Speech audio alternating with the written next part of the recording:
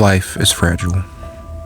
We live our lives day to day, often oblivious or ignoring possible dangers that may await us in the future. For some individuals, the danger becomes a reality and leaves us unable to solve or understand what had taken place. Or have we missed the reality of what is actually happening? Today, we fall down the rabbit hole of the bizarre disappearance of the original Gone Girl, Joan Risch.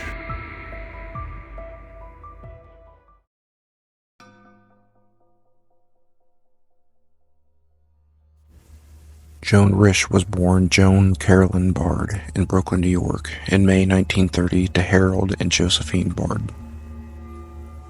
At the age of 8 years old in 1939, Joan's life would be marked by tragedy in a suspicious fire that would consume her family home. Her parents, Harold and Josephine Bard, along with their family dog, regrettably would die in the house fire.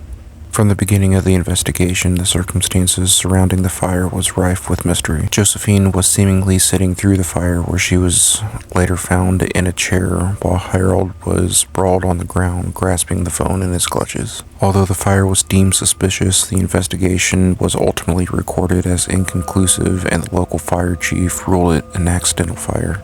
Joan would later go to live with her mother's sister and her husband, who would later formally adopt Joan.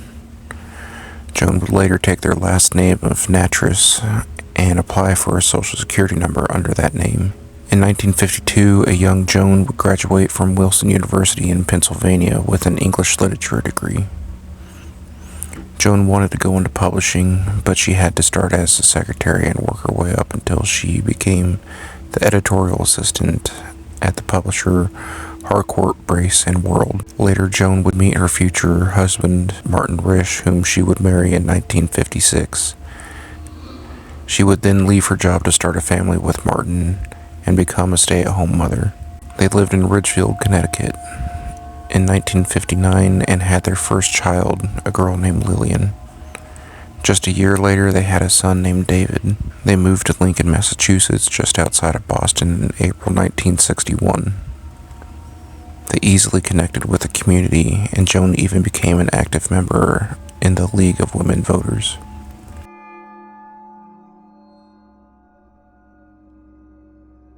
On the morning of October 24th, 1961, the Risch home would seem normal, with Martin leaving for work and Joan attending to the children, making them breakfast after Martin left.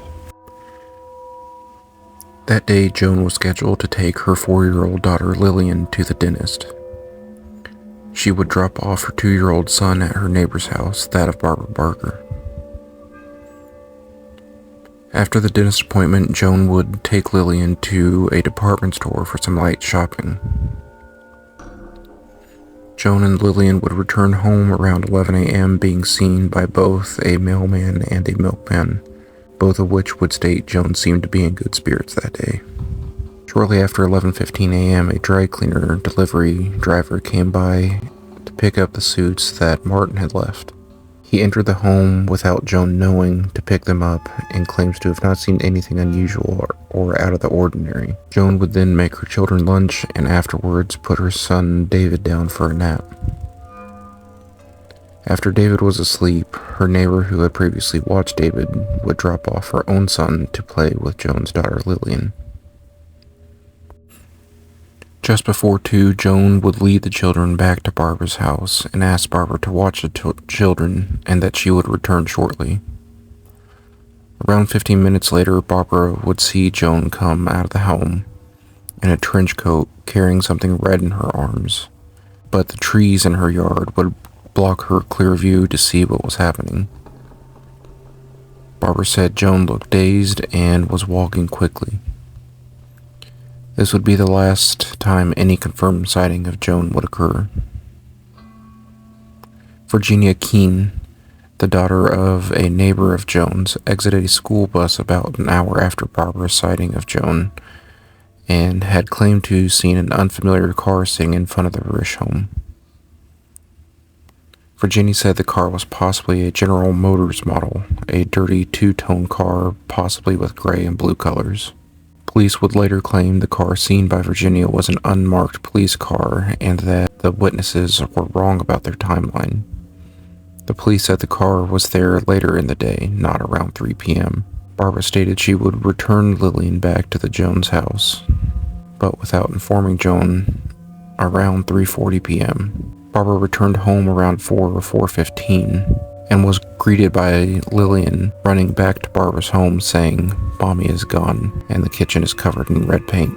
Barbara would return to Joan's house to investigate what Lillian was talking about. Baby David was crying upstairs in the crib when Barbara entered the home to look for Joan. She didn't find her anywhere but saw blood all over the kitchen. Shocked, Barbara would take the children from her house and call the police around 4:33 p.m. When police arrived, they were anticipating a suicide but were shocked when they realized that there was no body at the scene. Police discover the pool of blood reported by Lillian and Barbara. When police begin their search of the house, they find a telephone book near the kitchen that has been opened to the emergency phone numbers page. It is important to remember during this time 911 is not an emergency number that is in use. Police decide to test the blood at the scene and receive the results saying that the blood type is type O, the same blood type that Joan Risch is. When the police entered the home, they also noticed a large bloody handprint on the wall next to where a phone used to be that was ripped from the wall and placed into a wastebasket next to it. The police also cross-referenced the print found on the wall against known handprints of Joan's, and the results were that the bloody handprint on the wall did not belong to Joan. Investigators estimated that the amount of blood in the house was roughly a pint, not enough to cause death, but enough to cause concern for the individual that lost the blood. They believe that the individual that lost the pint of blood may have experienced some sort of an accident, a medical emergency, or some sort of hemorrhage. They also believe that there was an attempt to clean up the blood in the kitchen with paper towels and a pair of David's coveralls. These explanations would seem to counteract each other. If there was an accident, why would there be an attempt to clean up, seemingly by a second person who left a bloody handprint on the wall? With all the evidence in hand, police no longer believe that this was an accident, but now believe that Joan had met with foul play. In the hours preceding the discovery of the pooled blood in the Risch house, over 50 police officers, some military personnel, and even some off-duty FBI agents joined the search to find Joan, believing that she may be the victim of a kidnapping or some form of foul play. Several days had passed since the initial call to investigate the disappearance of Joan Risch. With no trace of Joan, the police were now forced to focus their attention on the crime scene. As stated previously, the police would run the bloody handprint left on the wall at the crime scene against known handprints of Joan's and her husband Martin's, both of which would turn up negative, leaving police with the only conclusion that there was a second unknown person in the house. In addition to an attempt to clean up the blood pool in the kitchen, police noticed that there were no footprints in any of the blood trails, leading investigators to believe that whoever the second person was in the house was meticulous in their attempt to clean up. Police believe that the blood trail ended outside, not started, leading them to believe that she had possibly been forced into a car by someone. Around 2:45, several people say that they had seen Joan at her home, and that this woman, whether it was Joan or not, was wearing similar clothing to what Joan was wearing when she was last seen. But in addition to, she was wearing a handkerchief that was placed over her head, and that she had looked messy and was hunched over.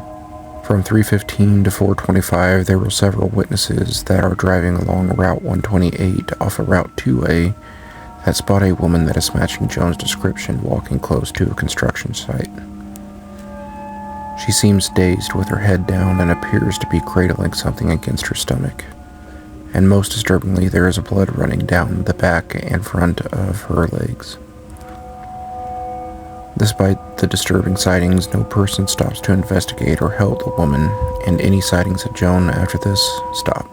It is important to note that there are witnesses that also noticed the same or similar two-tone gray and blue sedan that was seen outside Joan's, and it was parked along Route 128 and later following closely behind the woman who matched Joan's description.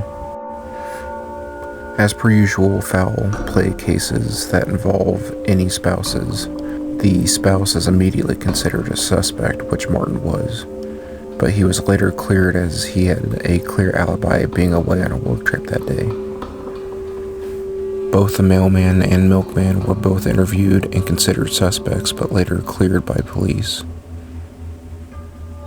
The dry cleaner with the last name of Colburn was also considered a suspect because of his unknown entry into Joan's house to pick up suits that belonged to Martin. But Colburn stated it was not uncommon for Joan to leave the house unlocked for him to come in and pick up Martin's suits. Colburn would later be cleared of any wrongdoing in the case. Another suspect would come forward in the form of a man who worked for the National Park Service and was tasked with acquiring residential properties to be absorbed into a new national reserve known as the Minuteman National Historic Park. His name was Robert Foster. Robert Foster had made several residents in the neighborhood uncomfortable when he was invited into their homes and had overstayed his welcome, being on the pushy side of trying to acquire their homes for the new National Park Reserve. Foster admitted to speaking with Joan on September 25th about the value of her home. Robert Foster had an alibi which was confirmed by a co-worker and was no longer questioned by police. With little more to go on, police then turned to the car sighting reported by the young girl who got off of a school bus reporting a two-tone car outside of the Risch house. Police finally decided that the car spotted was not a unmarked car, but could belong to a person of interest in the case. Police are led to a man by the name of Harold Munder, an outpatient from a hospital in Bedford, and was seen by witnesses around 4:15 exiting his two-tone sedan along Route 2A, close to the route that Joan was last seen on, Route 128. Harold was seen walking towards some woods, cutting branches from a tree, and then took the branches back to his car before eventually driving away. Roughly 6 hours later, when the search for Joan was underway, a cab company would call authorities and report Harold due to his suspicious nature while sending a telegram to his brother. Reluctantly, police would later clear Harold of any involvement, despite the fact that his car matched the descriptions of the ones seen in various locations where Joan was possibly seen, including the crime scene. A local editor named Serena Gerson would later uncover Joan's library records.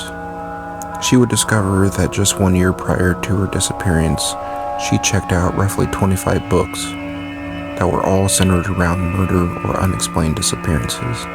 Some of the subjects of these books included an orphan girl vanishing, a man staging his own disappearance, a wife vanishing without a trace, a schoolboy who vanished purposely, and a woman leaving her life to begin anew. Martin Risch was confronted about these books, but attempted to dispel any suspicion that she may have run away by stating that she simply loved a good thriller book. 50 years later, many questions loom over the case. Both police and web sleuths have tried to navigate the labyrinth that has made up this case.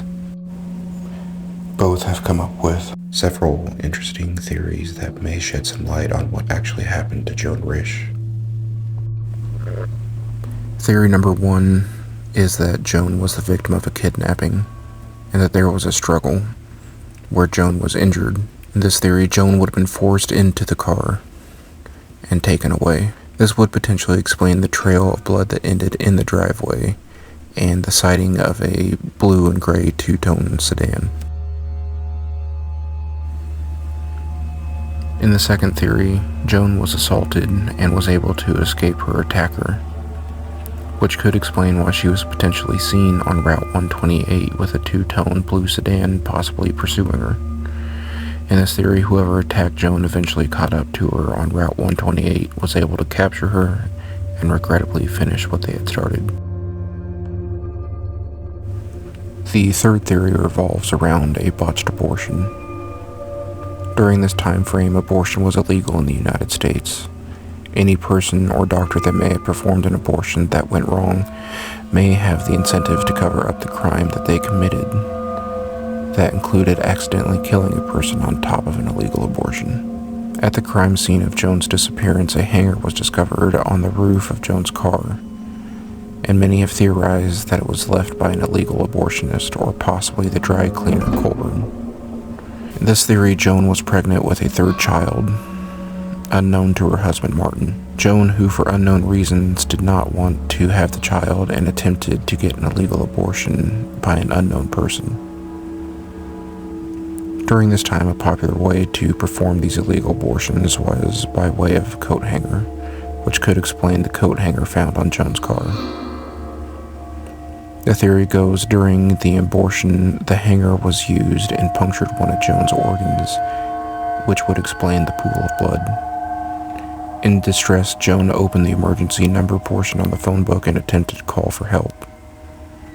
In a panic, the abortionist rips the phone from the wall, leaving a bloody handprint on the wall. Joan, in a panic, flees along Route 128, where the abortionist catches up to her and forces her into the car, either allowing her to die or finishing the job on their own and disposing of Joan.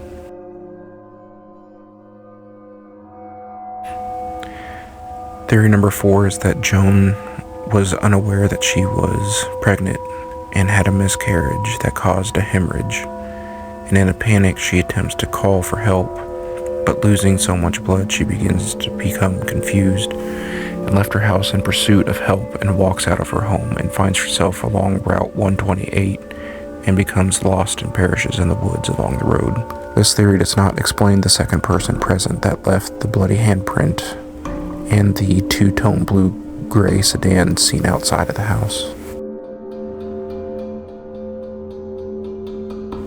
The final theory states that Joan was unsatisfied with her life as a stay-at-home mother and was looking to find a way out of this life and move into a new. The rented books are the key to this theory. The theory states that Joan rented these books to come up with an elaborate scheme where she would fake her disappearance in order to start her life elsewhere with a clean slate.